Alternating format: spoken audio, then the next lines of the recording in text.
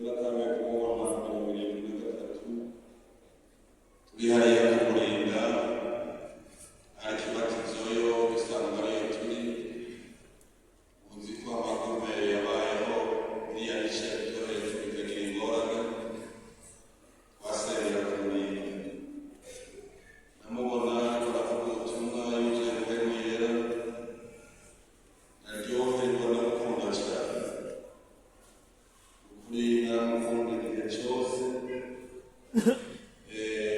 namubona ariko aravuga ijambo ry'Imana umugara n'amashengero ishengero rimwe kiremba yavuzemo ubutumwa cyane aba bahisi bacu baratwiganira ibyabagoye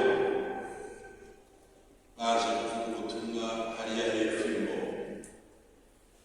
ari mu bihe bya mbere hagoye kuko abandi bavuze cyari igihugu cy'ibibungo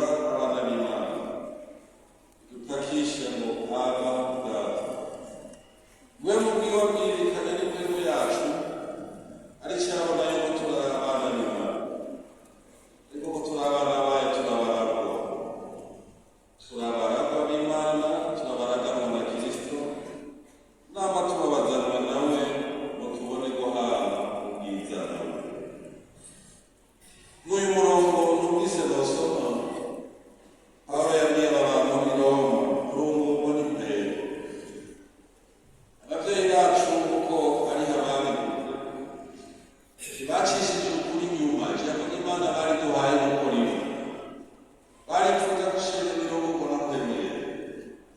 Muratishe imirongo na kwemera rero ubwo n'umubiri kamere mbere. Ibyo rero kamere mbere ntabwo ishobora gutinya uwo ari we wese guhera hejuru. Ikintu umuntu akwiye kugabako turongorwa na kamere mbere k'umubiri. Uwo muntu ubona himbara Imana gusona y'umugabo we, ariko abarongorwa n'impwemu y'Imana bahimbara Imana. Turifuza ishengero ry'ikirema n'ayandi mashengero yacu kurongorwa na mbere n'Imana yo gushima.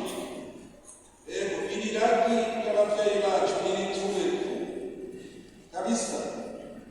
Umuntu akibuka uwamuraza yamurambitse ku biganza, akiyumvira ko bitabaye kuri mvagusa. Yego kamere mbere haraye